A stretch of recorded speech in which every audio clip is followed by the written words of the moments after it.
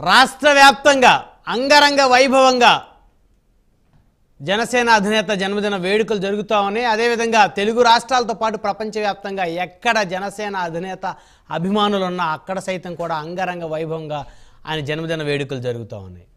నాడు అధికార వైసీపీని ఢీకొట్టిన ఏకైక మొనగాడు జనసేన అధినేత పవన్ కళ్యాణ్.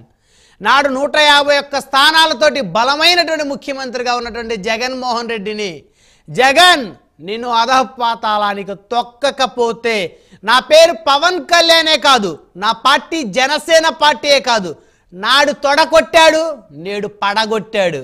అతనే జనసేన అధినేత కొణిదెల పవన్ కళ్యాణ్. నేడు ఆంధ్రప్రదేశ్ రాష్ట్ర ఉప ముఖ్యమంత్రిగా బాధ్యతలు స్వీకరించినటువంటి యువ సేనాని. సో ఆయన బాధ్యతలు స్వీకరించిన దగ్గర నుంచి కూడా 100 రోజుల పాలన గురించి చెప్పుకోవాలంటే ఖచ్చితంగా జనసేన అధినేత తనదైనటువంటి మార్కును వేసుకుంటున్నారని చెప్పుకోవచ్చు. అటు పర్యావరణాన్ని సంరక్షించేందుకు తనదైనటువంటి శైలిలో ముందుకు కదులుతూ ఉన్నారు. అదేవిధంగా మరి పంచాయతీరాజ్ శాఖ మంత్రిగా మరి తన బాధ్యతను నిర్వర్తిస్తూ పంచాయతీల్లో గ్రామ సభలను ఎన్నడూ లేని విధంగా నిర్వర్తిస్తూ మరి గ్రామంలో పంచాయతీలకు పూర్తి స్థాయి అధికారాలు ఇస్తూ పల్లెటూరులే దేశానికి పట్టుకొమ్మలు అనేటువంటి స్ఫూర్తితోటి ముందుకు వెళ్తా ఉన్నారు రాష్ట్ర ఉప ముఖ్యమంత్రి కొణిదెల పవన్ కళ్యాణ్. ఆనాడు ప్రతిపక్షంలో ఉన్నప్పుడు మాట్లాడే పరిస్థితి కూడా విపక్ష నేతలకు లేని తరుణంలో వైఎస్ జగన్మోహన్ రెడ్డిని చూసి రాష్ట్రమంతా గజగజ వణుకుతున్న తరుణంలో నాడు అధికార వైసీపీ చర్యలను వేలెత్తి చూపలేని పరిస్థితుల్లో ఒక్కడే గర్జించాడు, తానొక్కడే నినదించాడు, తానొక్కడే పడగొడతానన్నాడు, తొడగొట్టాడు, పడగొట్టి చూపించాడు. సో నేడు ఆయన జన్మదినం సందర్భంగా ప్రైమ్ 9 న్యూస్ మరి జనసేన అధినేత పవన్ కళ్యాణ్ గారికి మనస్ఫూర్తిగా జన్మదిన శుభాకాంక్షలు తెలియజేస్తూ ఉంది. ఆయన నిండు నూరేళ్ళు సుఖ సంతోషాలతో జీవించాలని, రాష్ట్ర ప్రజలకి ఆయన సేవలు అందించాలని చెప్పేసి మనస్ఫూర్తిగా కోరుకుంటా ఉన్నాం. జనసేన అధినేత గురించి మరి ఈరోజు మన స్పెషల్ డిస్కషన్ ఇదే వాటి హాట్ టాపిక్. ఆ టాపిక్లో మనతో పాల్గొనడం కోసం ముందుగా ఫోన్ లైన్లో అందుబాటులో ఉన్నారు సీనియర్ జర్నలిస్ట్, పొలిటికల్ అనలిస్ట్ అక్షర సత్యం గారు ఉన్నారు. ఒకసారి వారితో మాట్లాడదాం. సత్యం గారు, గుడ్ మార్నింగ్ అండి. Sir good morning sir. మీకు అక్కడ ఉన్న ప్యానల్లో ఉన్న పెద్దకి పవన్ కళ్యాణ్ గారు అమ్మాయిలు అందరికీ కూడా గుడ్ మార్నింగ్ సార్. సో తను ఒక్కడే వచ్చాడు, అద్భుతమైనటువంటి విజయాన్ని కూటమికి దక్కించడంలో తాను కీలక పాత్ర పోషించాడు.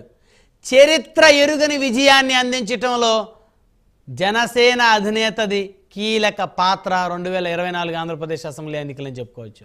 సో నేడు ఆయన జన్మదినం సందర్భంగా సత్యం గారు, భవిష్యత్తు జనసేనాని భవిష్యత్తు ఎలా ఉండబోతా ఉంది? జనసేనాన్ని ప్రజలు ఏ మేరకు హక్కును చేర్చుకున్నారు అనుకోవచ్చు? సార్ బ్రహ్మనాయుడు గారు ఇంట్రో ఇచ్చిందంటే అంత వివరమైన ఇంట్రో ఇచ్చిందంటే అలాంటి వాళ్ళకి మరింత చెప్పడానికి చాలా కష్టంగా ఉంటుంది. ఎందుకంటే అన్ని విషయాలు మీరే కవర్ చేస్తుంటారు కాబట్టి. అయితే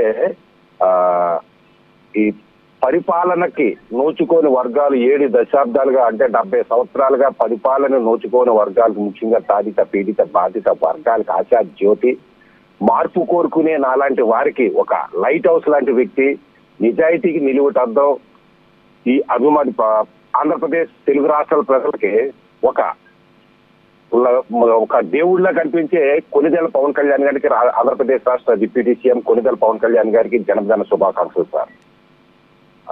ముందు మీరు ఒక మాట అన్నారు, ఏంటిది జగన్మోహన్ రెడ్డిని ఎదుర్కొన్న ఏకైక నాయకుడు. దానికంటే ముందు కాంగ్రెస్ పార్టీని దేశవ్యాప్తంగా పరిపాలిస్తున్న ఒక దశాబ్దం పాటు పరిపాలిస్తున్న కాంగ్రెస్ పార్టీకి ఛాలెంజ్ చేసిన నా వ్యక్తి, కాంగ్రెస్ హటావో దేశ బచావో అని కాంగ్రెస్ ని నామరూపాలు లేకుండా చేసి నేటికి కూడా కొట్టుమిట్టాడుతున్నట్లు చేసిన వ్యక్తి, మొట్టమొదటి వ్యక్తి పవన్ కళ్యాణ్ సార్.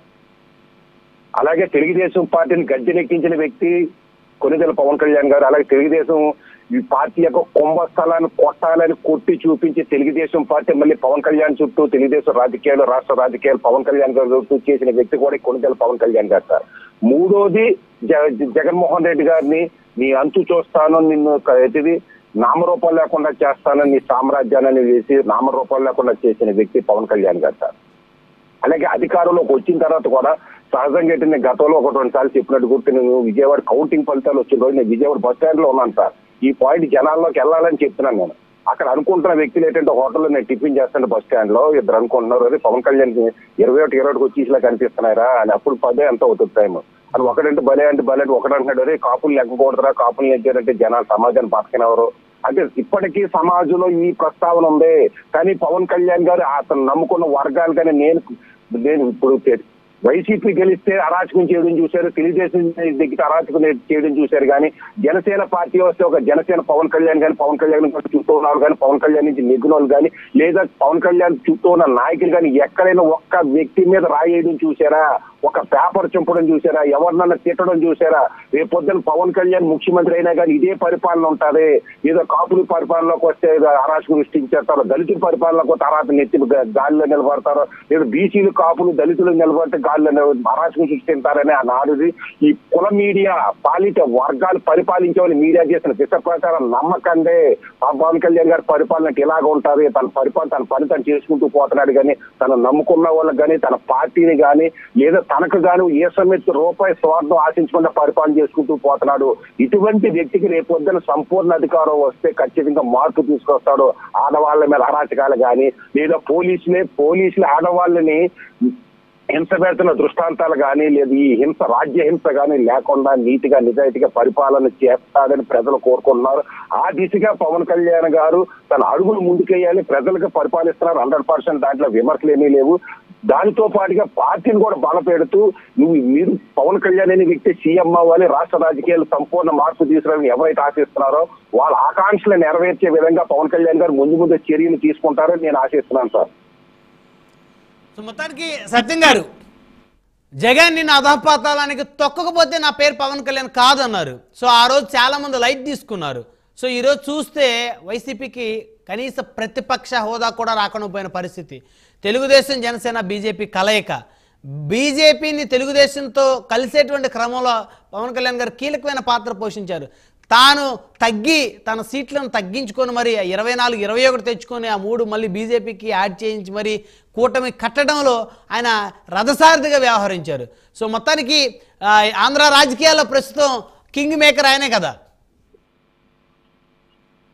అవును సార్, రాష్ట్ర రాజకీయాల్లో ఆ రోజున పవన్ కళ్యాణ్ గారి కుటుంబ సభ్యులతో సహా చిరంజీవి గారు కావచ్చు లేదా నాలాంటాడు కావచ్చు ఎవరైనా సరే అందరూ కూడా వ్యతిరేకిస్తే దానికి ఆ విమర్శలను పట్టించుకోకుండా తెలుగుదేశం పార్టీ తోటి ఏ పార్టీ అయితే తన ప్రజారాజ్యాన్ని అన్నమే ప్రజారాజ్యాన్ని అంచివేసిందో లేదా పవన్ కళ్యాణ్ గారు తల్లిని దిక్కించారు విమర్శ, దాన్ని పట్టించుకోకుండా రాష్ట్ర ప్రజల ఆకాంక్ష, రాష్ట్ర ప్రజల కోరికే నా కోరిక, రాష్ట్రాన్ని పట్టి పీడిస్తున్న రాక్షస సామ్రాజ్యాన్ని ఓడించాలనే పట్టుదలతోటి 21 సీట్లు మేము అంతా వ్యతిరేకించిన వాళ్ళు పవన్ కళ్యాణ్ గారి నిర్ణయాన్ని. కానీ ఆయన తన నిర్ణయానికి కట్టుబడి జగన్మోహన్ రెడ్డి గారి యొక్క అరాచక పాలననే అంతం పలికారు. ఆ విషయంలో పవన్ కళ్యాణ్ గారు కానీ పవన్ కళ్యాణ్ గారి పార్టీ జనసేన పార్టీ కానీ పవన్ కళ్యాణ్ గారు చుట్టూ ఉన్న నాయకులు కానీ సమస్తం కోల్పోతున్నారు అనేది పవన్ కళ్యాణ్ గారికి తెలుసు. అయినా కానీ రాష్ట్ర ప్రజల ఆకాంక్ష కోసం రాష్ట్రాన్ని బతికించాలి అనే దానికోసం రాజకీయాల్లో మనం సంపూర్ణమైన మార్పు తీసుకునే శక్తి ఈ పీడిత బాధిత వర్గాల దళితుల్లో కానీ బీసీలు కానీ కాపుల్లో లేదు. వీళ్ళందరికీ ఆ శక్తి రావాలంటే నెమ్మదిగా ఎదగాలి. ఒక పాలిత వర్గాలతో పొత్తు పెట్టుకుంటే తప్ప మనం అనుకున్నది సాధించలేమనే నిర్ణయంతో ఒక విశాల దృక్పథంతో లేదా ముందు చూపుతోటి పొత్తులు పెట్టుకుని తన రాజకీయ ప్రస్థానాన్ని కొనసాగించడానికి ప్రయత్నం చేశారు. ఆ విధంగా రాష్ట్రం బాగుపడ్డదే, ప్రజలు కూటమిని ఎన్నుకున్న ప్రజలు బాగుపడ్డారో, జగన్మోహన్ రెడ్డి గారి ప్రభుత్వం ఓడించడం వల్ల సమస్త వర్గాలు కూడా ఇవాళ ఊపిరి పీల్చుకున్నాయని చెప్పాలి సార్. దానికి పవన్ కళ్యాణ్ గారి యొక్క ఆయనకే క్రెడిట్ అంతా పవన్ కళ్యాణ్ గారికి గారి వ్యూహాలకే చెందుతారు సార్. రైట్ ధన్యవాదాలు సత్యం గారు ఫోన్ కాల్ అందుబాటులోకి వచ్చినందుకు. మనతోటి మర్రాబ్ సురేష్ గారు